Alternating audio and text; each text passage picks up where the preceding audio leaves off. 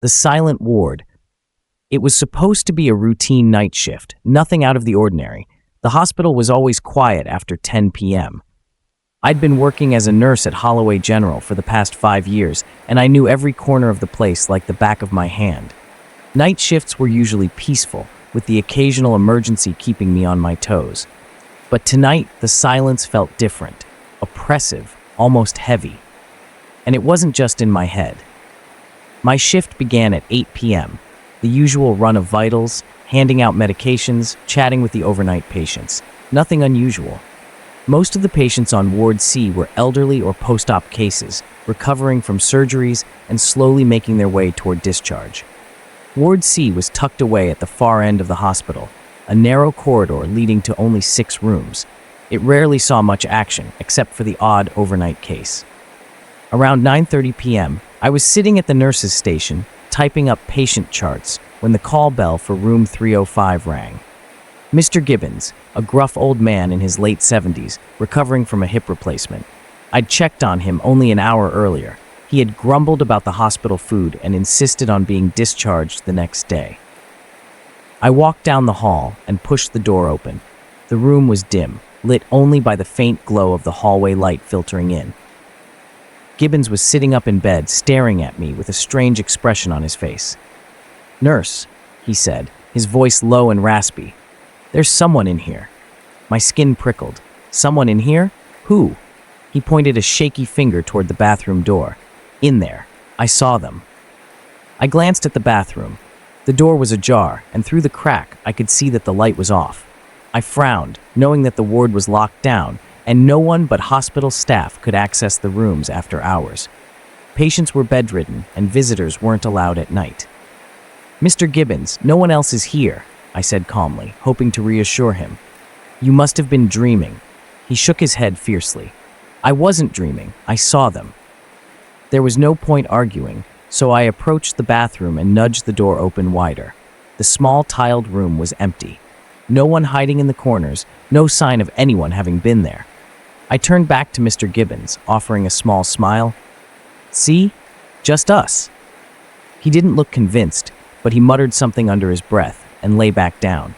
I adjusted his blanket and left, thinking he might be experiencing some confusion, common in post-op patients.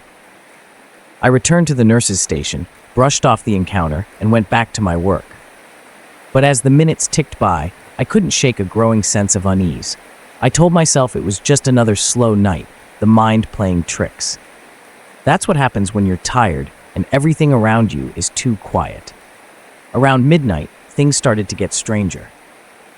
The lights in the hallway flickered briefly, the hum of the fluorescent bulbs sputtering overhead. I glanced up, but they steadied quickly, leaving me feeling oddly unsettled. Then, the call bell rang again. This time, it was room 307. Mrs. Howard, an elderly woman recovering from gallbladder surgery. I walked over and pushed open her door. Mrs. Howard was lying perfectly still, her eyes wide open, staring at the ceiling. "Mrs. Howard, are you okay?" I asked, stepping closer to her bed. Her lips trembled, but she didn't respond. Her hands were clutching the blanket so tightly that her knuckles had turned white. I reached out to touch her arm, but she flinched violently, her eyes darting to the far corner of the room. "There's someone here," she whispered, her voice barely audible. "In the corner. They've been standing there, watching me." My heart began to race. I turned to look at the corner, but it was empty. Just the shadowed outline of the IV stand and some equipment. "There's no one here, Mrs. Howard," I said softly. "You're safe." She shook her head. "They're hiding, waiting. They come when it's dark." A chill ran down my spine. 2 patients, both claiming to see someone in their rooms. It couldn't be a coincidence, could it? But I knew that the mind plays tricks, especially at night when fear has a way of creeping in. I stayed with her for a few more minutes until she calmed down. Once she was settled, I stepped out of her room, but I couldn't shake the feeling that something was wrong. Very wrong. I returned to the nurse's station and checked the security cameras for the ward. There were only 2 cameras, one pointed down the hallway and another at the nurse's station. I scanned the footage, but nothing was out of the ordinary. Just me, walking back and forth between rooms, checking on patients. But then something caught my eye. As I rewound the footage, I noticed a shadow, just for a split second, in the far end of the hallway near room 309. It was small, faint, but it moved. I paused the video and stared at the screen, my pulse quickening. It had to be a trick of the light. The bulbs had been flickering earlier, so maybe the shadow was just a product of that. But deep down, I wasn't convinced. I decided to do a quick round of the ward, just to check on everyone and make sure there wasn't anything strange going on. As I walked down the hall, the air felt heavier, thicker, like something was pressing down on me. I stopped outside room 309 and hesitated before pushing open the door. It was dark inside, and the faint smell of antiseptic lingered in the air. The patient, Mr. Russo, was asleep, his chest rising and falling steadily. Everything seemed normal. I was about to leave when I heard it, a soft tapping sound coming from the far wall. Tap, tap, tap. I froze. My eyes darted to the wall where the sound was coming from. There was nothing there. No pipes, no machinery, nothing that could make that noise. Tap, tap, tap. It was growing louder, more insistent. I backed out of the room and hurried down the hallway, my heart pounding in my chest. Something was wrong with this ward, something I couldn't explain. I was about to return to the nurse's station when the power went out. For a split second, everything was plunged into darkness, the only sound being my own ragged breathing. Then the emergency lights kicked on, bathing the corridor in a dim, eerie glow. The hospital was equipped with a backup generator, so I knew the power would come back soon. But in that moment, standing alone in the hallway with only the faint hum of the emergency lights, I felt a deep sense of dread. Then I heard it. Footsteps. They weren't mine, and they weren't coming from any of the patient rooms. They were slow, deliberate, and they were getting closer. I spun around, shining my flashlight down the hall, but there was no one there. Just the long stretch of empty corridor and the faint flicker of the emergency lights. My pulse raced, and I felt a cold sweat break out across my forehead. The footsteps stopped. I stood frozen, straining to hear anything else. Then, from behind me, I heard a faint voice, "Nurse." I turned sharply, the flashlight beam cutting through the darkness. But again, nothing. Just the empty hallway and the distant hum of machinery. "Nurse," the voice repeated, this time from the opposite end of the hallway. I turned and ran. I didn't know where the voice was coming from, and I didn't care. All I knew was that I needed to get out of there. My footsteps echoed loudly in the hallway, but no matter how fast I ran, I could still hear those slow, deliberate footsteps behind me. I reached the nurse's station and grabbed the phone, dialing the security desk. "Security, this is Nurse Emma on Ward C," I said, my voice shaking. "I need someone to come down here immediately. Something's not right." The security guard on the other end sounded confused. "What do you mean? We haven't had any alarms go off." "There's someone in the ward," I insisted. "I keep hearing footsteps and the patients are seeing things. I'm not alone down here." "I'll send someone to check it out," he said, though he didn't sound convinced. I hung up and sat down at the nurse's station, my hands trembling. The footsteps had stopped, but the oppressive silence remained. I glanced at the security monitor again, hoping to catch a glimpse of whatever or whoever was in the ward. Suddenly, the power flickered back on, and the lights in the hallway returned to normal. The eerie, dim glow of the emergency lights vanished, replaced by the harsh, sterile fluorescent lighting. For a moment, I allowed myself to relax. But then I noticed something on the monitor. It was a figure, standing at the far end of the hallway, near room 309. The same spot where I'd seen the shadow earlier. The figure was tall and thin, dressed in what looked like a hospital gown. Their face was turned away, but I could see their hands, long, thin fingers, stained with something dark. I grabbed the phone again, but before I could dial security, the figure turned and started walking toward the camera. Step by step, it got closer, the grainy image on the screen growing more and more distorted. The haunting of St. Mary's, terror in the oncology ward. I've been a nurse for almost a decade now, working in various hospitals and care facilities. Each one has its own challenges, its own quirks, and its own strange happenings. but nothing compares to the events that unfolded during my time at St. Mary's Hospital.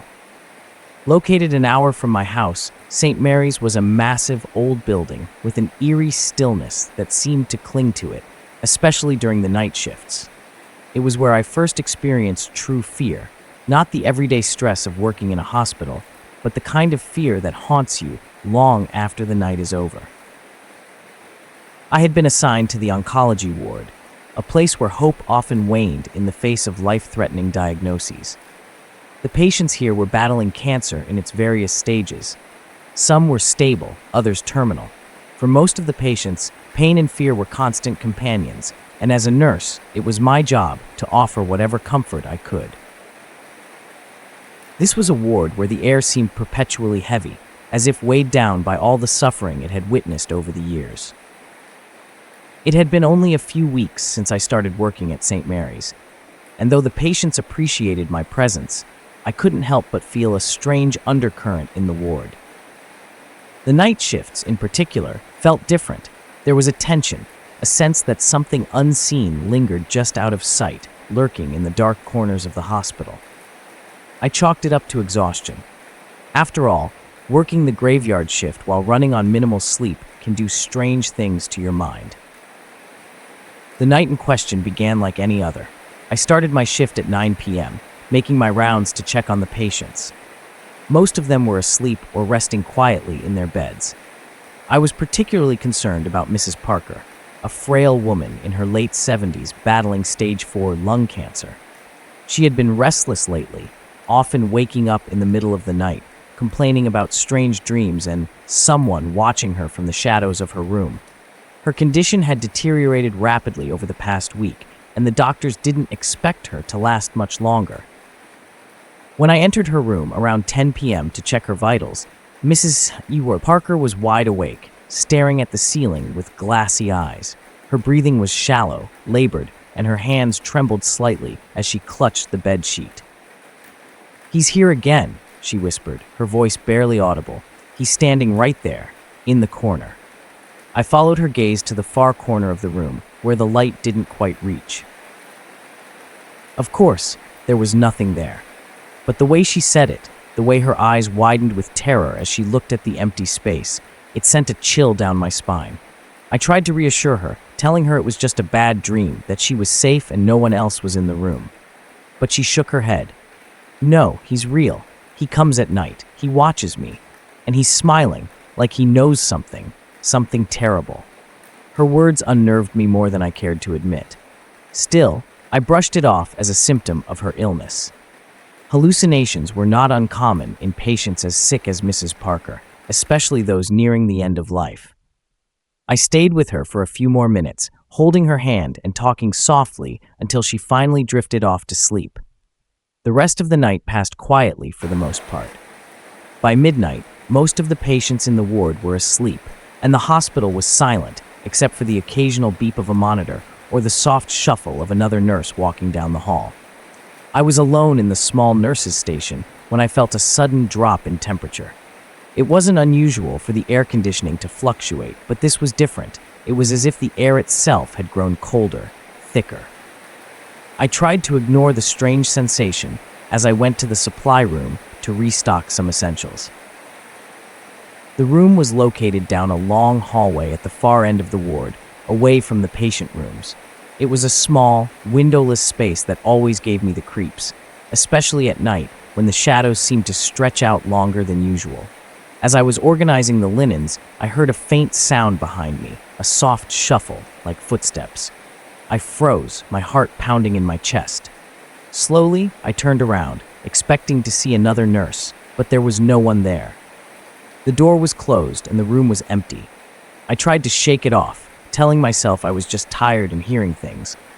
But as I turned back to the shelves, I felt it, a cold, bony hand on my shoulder. My breath caught in my throat as I spun around, my heart racing, but again there was nothing. No one. Yet the sensation of that icy hand lingered, as if it had left an imprint on my skin. I bolted out of the supply room, my nerves shot. As I walked down the hall, trying to calm myself, I heard a faint whisper echo through the corridor. It was so soft, I almost thought I imagined it, but then I heard it again, closer this time. It was a woman's voice, low and urgent, calling my name. I glanced around, but the hall was empty. A creeping sense of dread washed over me, and I quickened my pace, eager to return to the safety of the nurse's station. But before I could get there, I saw something that stopped me in my tracks. At the end of the hall, standing just outside Mrs. Parker's room, was a figure, a tall, shadowy figure dressed in black. He stood perfectly still, his face obscured by the shadows. But then he turned toward me, and I saw his face, or rather, the lack of one. His features were blurred, almost like a distorted reflection in a dirty mirror. But there was one thing I could make out clearly: his smile. A wide, twisted grin that stretched unnaturally across his face. My body went cold. I wanted to scream, to run, but I couldn't move. I was rooted to the spot, paralyzed with fear, as the figure slowly turned and slipped into Mrs. Parker's room. The door closed softly behind him.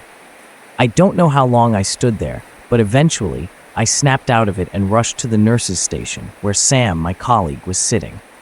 I blurted out what I had seen, barely able to catch my breath. Sam looked at me with wide eyes but tried to calm me down, saying it was probably just my imagination.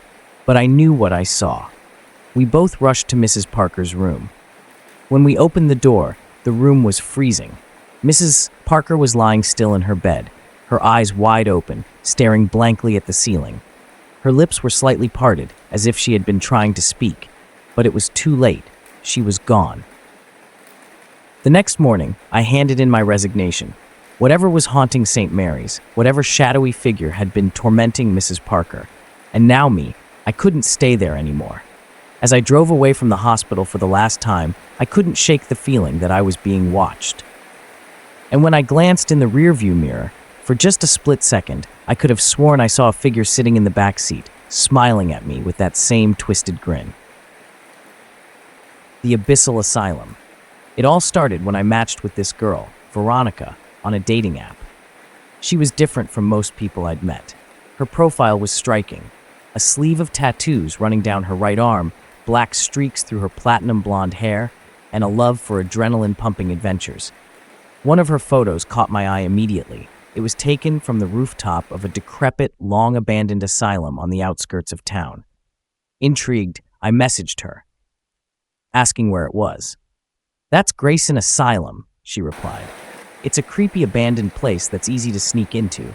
No one really cares about it, except maybe one security guard patrolling outside.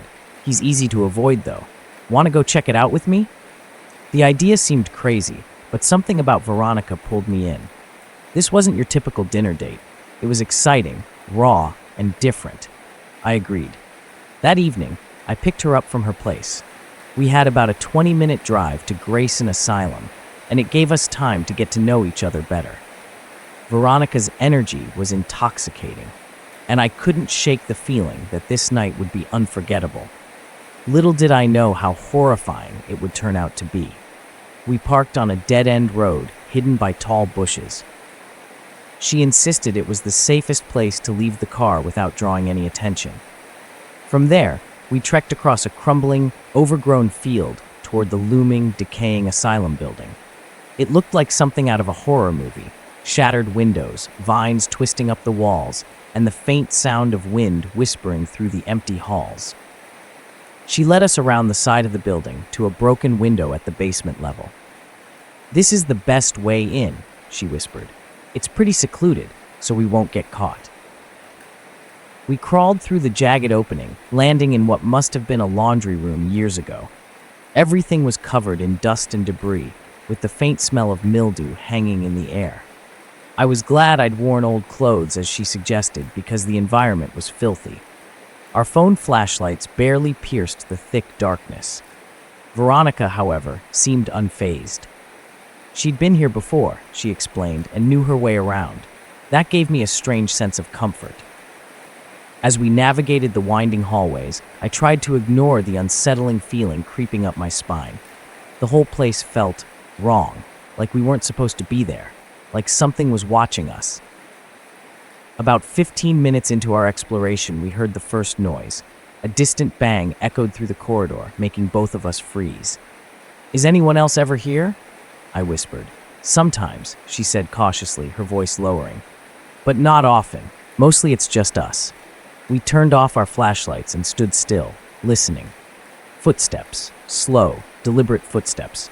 They were getting louder, approaching us from behind. My heart pounded in my chest as we silently scrambled down the hallway, keeping to the shadows. Veronica seemed calm, but I could sense the tension building. We reached a set of metal stairs that led up to the second floor. As we ascended, I glanced over my shoulder and saw nothing, no sign of anyone following us, but the sounds hadn't stopped. Whoever it was, they were close. By the time we reached the second floor, we could hear the footsteps again, but this time they were accompanied by something else, a low, grating laugh.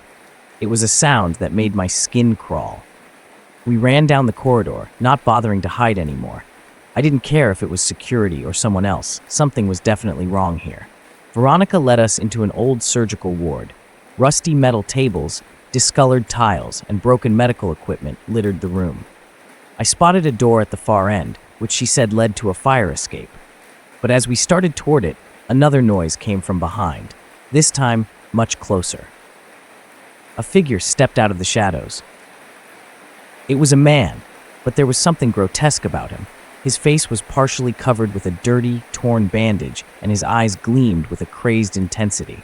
He wore what looked like an old hospital gown, stained and tattered, and his hands were bloody, with long, yellowed fingernails. He stared at us for a moment, and then a slow, twisted grin spread across his face. "Going somewhere?" he rasped. Panic surged through me. Veronica and I bolted toward the fire escape, but as we reached the door, it wouldn't budge. We yanked and pulled, but it was rusted shut. The man's footsteps echoed closer. "There's another way!" Veronica hissed, grabbing my arm and pulling me back toward the center of the ward. She pointed toward a narrow air vent near the ceiling. "You want us to climb through that?" I gasped. "Do you have a better idea?" She shot back. We scrambled up onto one of the old metal tables and pried the vent cover off. Veronica went first, pulling herself inside with surprising agility.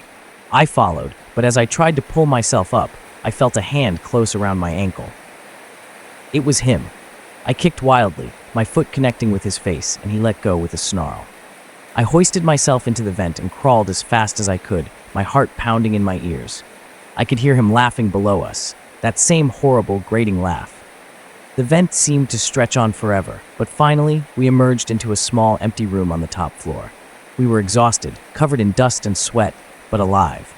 For now. "Let's get out of here," Veronica whispered. We crept through the building, trying to make our way back to the basement without attracting any more attention.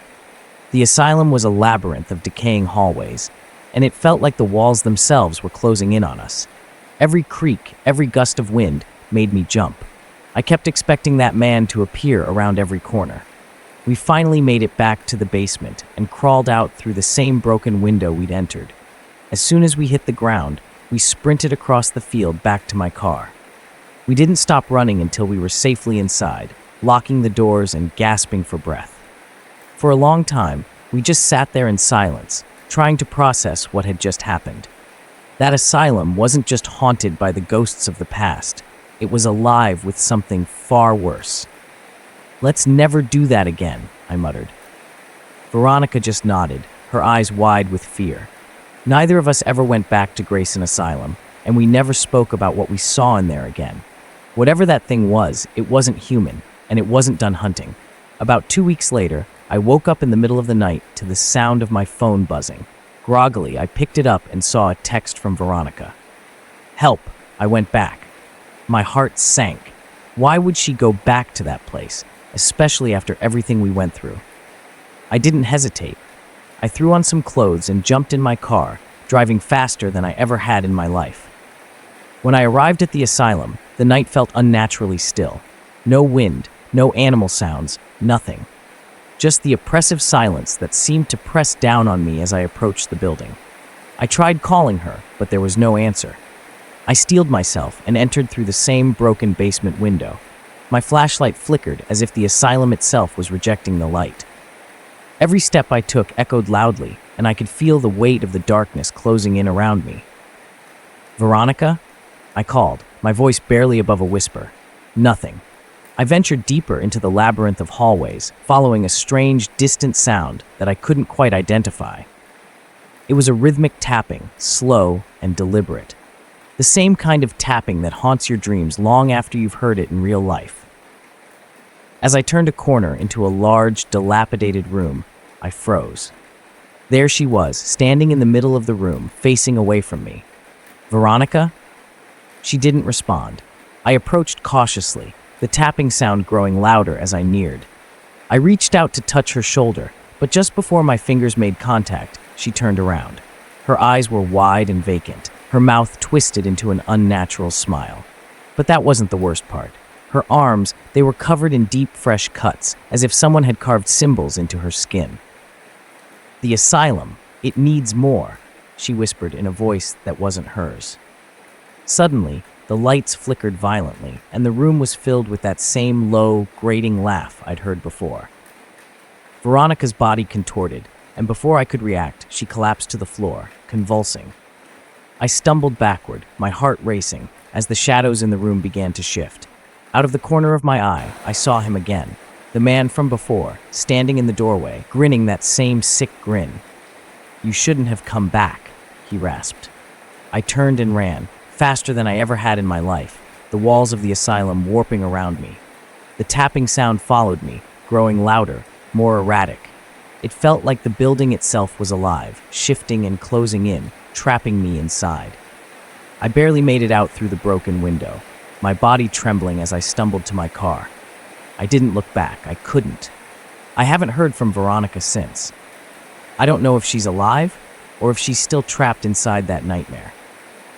But one thing's for sure, Grayson Asylum is more than just an abandoned building. It's a living, breathing entity, feeding off the fear and souls of those foolish enough to enter. And it's still waiting for more. Hospitals are supposed to be places of healing, sanctuaries for the sick and injured. But that night, I realized something darker could lurk within their sterile walls, something far worse than disease. It was my third night shift in a row at St. Mercer's, and I was exhausted.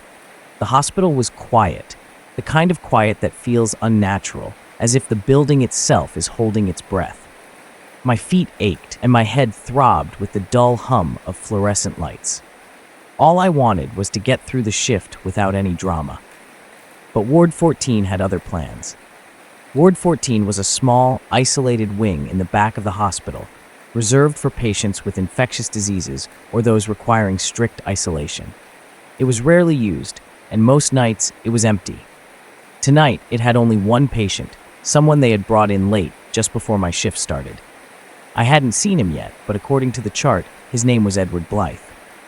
No age listed, no medical history, just a note, subject to extreme isolation. No visitors. I hated working in Ward 14. There was something unnerving about its isolation, its separation from the rest of the hospital.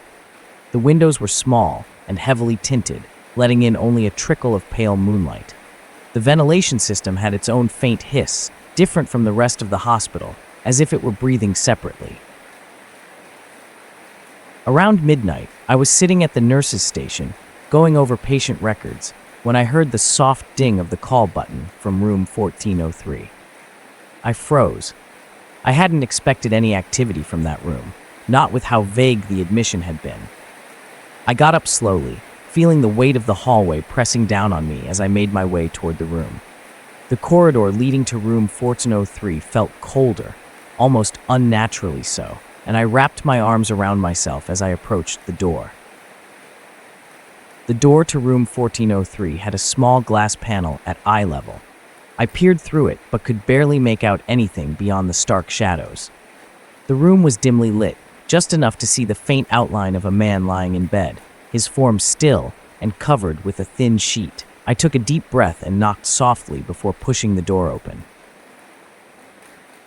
"Mr. Blythe, I'm Nurse Abigail. You rang the call bell?" No answer. The air in the room was thick, the smell of antiseptic overpowering. The room was standard, with a metal-framed bed, a small bedside table, and a single chair. The figure in the bed didn't move. I took a step closer, my shoes making a faint squeak on the linoleum floor. As I approached the bed, I saw him clearly for the first time, Edward Blythe. His eyes were open, staring up at the ceiling, unblinking. His skin was pallid, stretched tight over his bones, and his lips were chapped and cracked. "Mr. Blythe, can you hear me?" No response. His chest rose and fell in shallow, erratic breaths. His arms were covered in dark bruises, but not the kind from a needle or IV. These were deep, almost black, as though someone had gripped him with crushing force.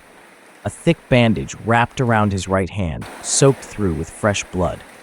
My stomach turned.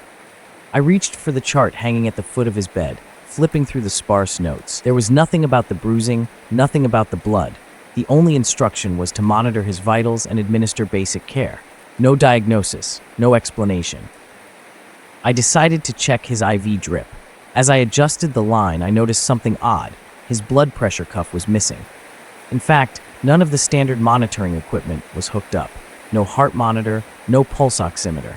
Just an IV line leading to a bag of saline, and even that seemed haphazardly set up. I stepped back, unease growing in my chest. "I'll be right back.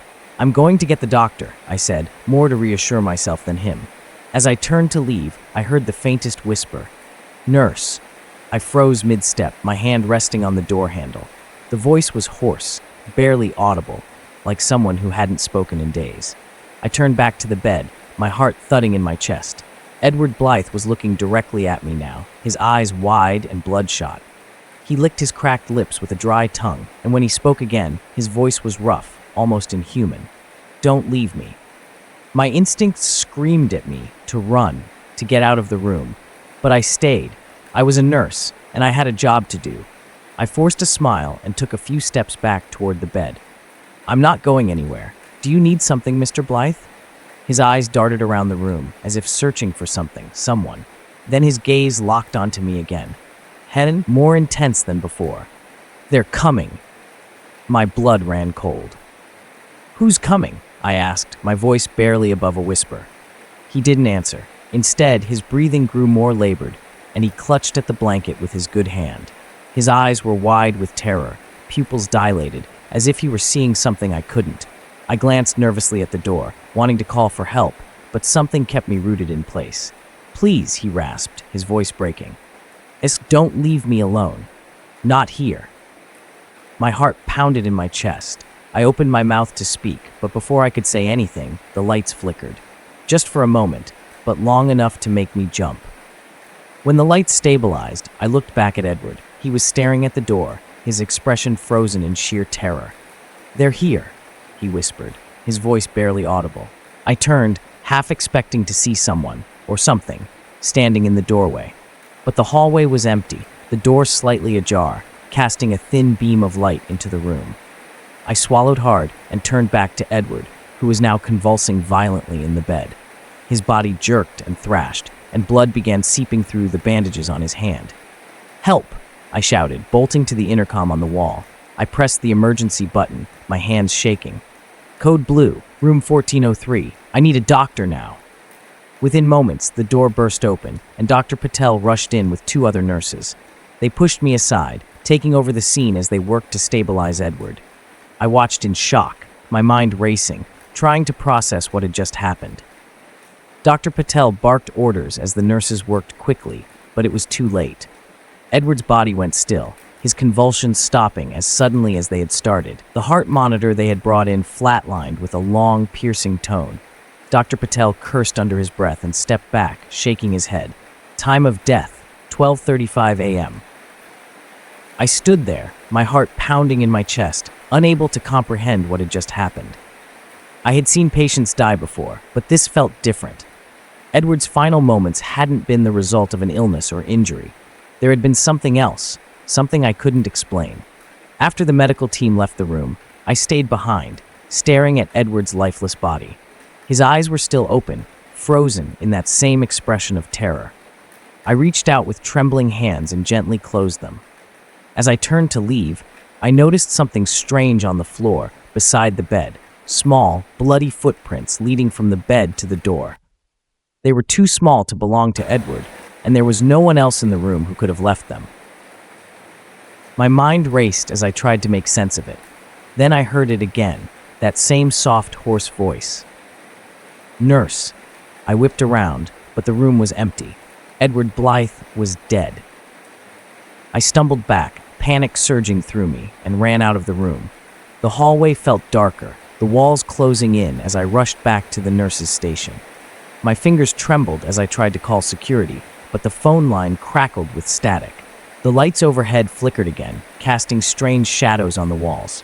I felt a presence behind me, a cold, unnatural sensation that sent chills down my spine. Slowly, I turned, expecting to see Edward standing there, somehow risen from the dead. But the hallway was empty. I backed up against the wall, breathing hard, my mind racing with terror. Something was wrong in Ward 14, something far beyond the physical ailments we treated here. Edward had known. He had been trying to warn me, but now it was too late. The last thing I heard before the lights went out completely was that same rasping whisper. "They're coming." And I knew, with chilling certainty, that whatever had taken Edward Blythe wasn't finished with me.